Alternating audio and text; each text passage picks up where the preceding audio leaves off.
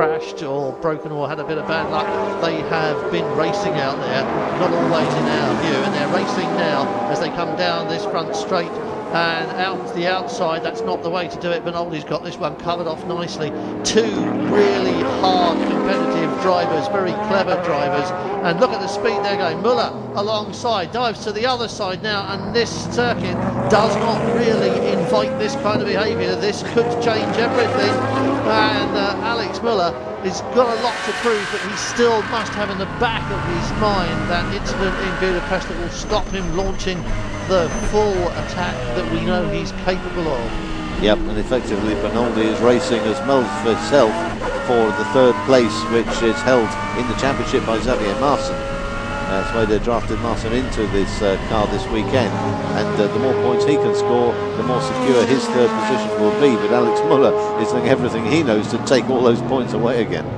Benoldi and Mueller again having a look, going over the crest, and that was a brave move from Mueller. He's been thinking about that one. He's not short on brave, is he, Alex Mueller? He has absolutely set the track alight over the whole season, really. Wherever he's been, he's made headlines when he's been in the car. Sometimes for the right reasons, sadly sometimes for the wrong. But his commitment and his quality in the car, never under question. He will try any which way to get round Enrico Benoldi's Corvette.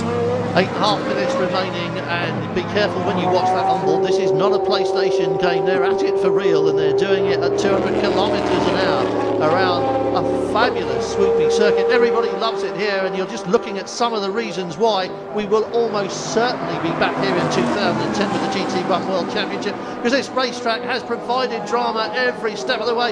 Benoldi knows exactly what Mueller's thinking, doesn't he? And that's all done and dusted, thank you very much, through turn one. And now Mueller's got all of those little corners where it looks like you can get past, but you can't really. And he's going to do all of that all over again. Here he goes up the inside, taps on the back. They are almost touching as they go over the crest of the hill. This is a simulator ride that you would pay to be on if you were at one of those big American holiday resorts. Terrific battle. I'm going to love this for the next 7 minutes, because I think it's going to last that long, I suspect. Mike Hazeman still owes us a pit stop up in the lead. James Ruffier has got a handy 40 seconds over this battle. Benoldi or Mueller, whichever it's going to be.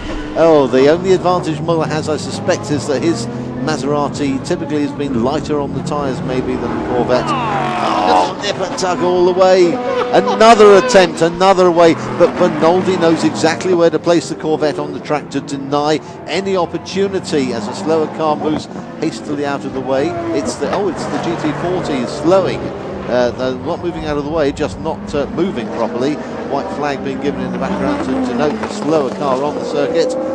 But Alex Mueller's not that slower car. He is desperately trying to be the quickest man out there, and the man who's in his way, Enrico Benoldi, knows where to put the Corvette to make life as hard as he possibly can for the Vitaphone Maserati. It is horsepower in the Corvette against a little bit of agility from the mid-engined Maserati, and it doesn't quite have the grunt on the front straight that you find from the Corvette. Benoldi can get his power down. Mueller is being forced to try the outside line there. Benoldi keeps him in that position, and that's not the way round. He wants to be on the inside. Benoldi knows that. Now he's trying the outside, but watch that Corvette putting the horsepower down, and those rear wheels spinning as Benoldi fires it up the hill. And once again, Alex Mueller is all frustration. He's done this 3 times already, and he still can't find a way past.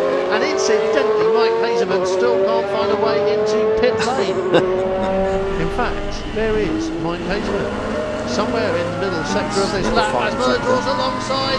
Can he get the power down? No, look at the Corvette easing him over, keeping him on the crest. Mueller right round the outside. He's going to do this the hard way. Benoldi takes him out to the edge of the track and takes the racing line. I can hear the Corvette in pit lane underneath us, but I cannot take my eyes off the screen. Another brilliant attempt diving down on the inside there, but again Benoldi knows exactly what to do. Remember, F1 experience in Benoldi's track helmets. Fantastic stuff from both of these. Mueller again. Look, he's tried on every corner on this lap, isn't he? There's not a corner on this circuit that he hasn't had a go at. None of them work for him. His only real chance is on the end of the straight. And here is the battle for the lead. Here is the battle between these two.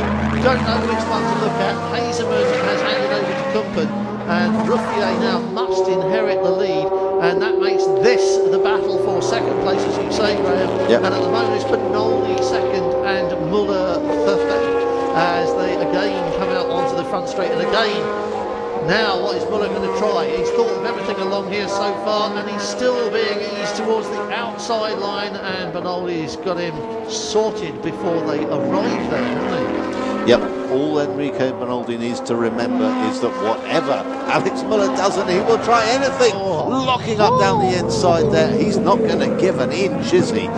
Benoldi just has to maintain his track position and make Mueller do it the long way round, because it's nigh on impossible. He's got 3 minutes and 55 seconds left. He's got 2 laps. Maybe they'll get a third out of this.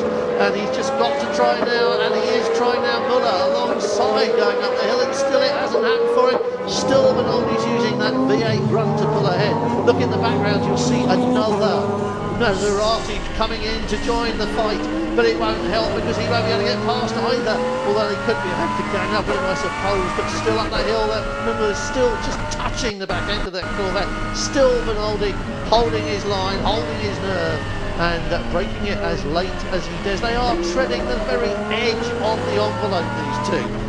Oh no, absolutely marvellous stuff. Benoldi knows exactly what to do, but look at Mueller again, trying around the outside again, having to give it best, diving back down the inside. Has he got it this time? No, because the next turn goes in favour of the Brazilian.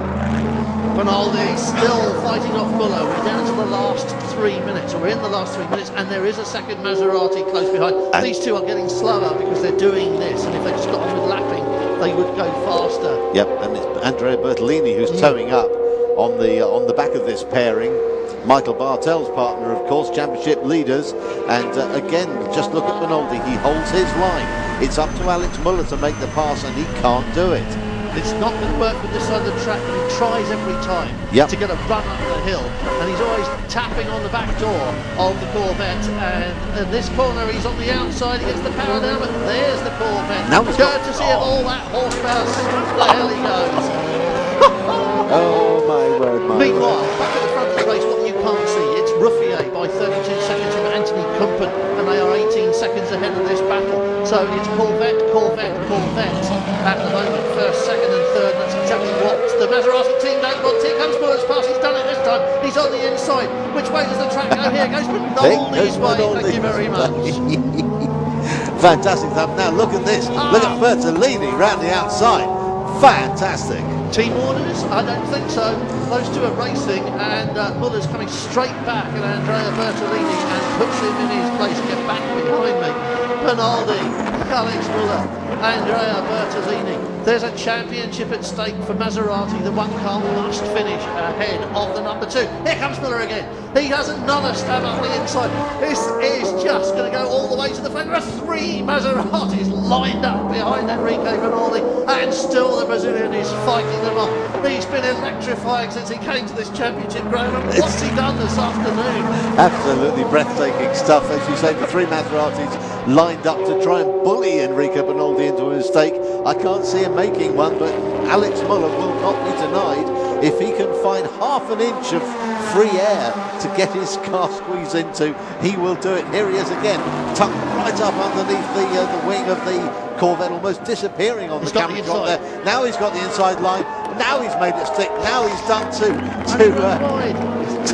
Benoldi. Yeah, but no, he's made it stick.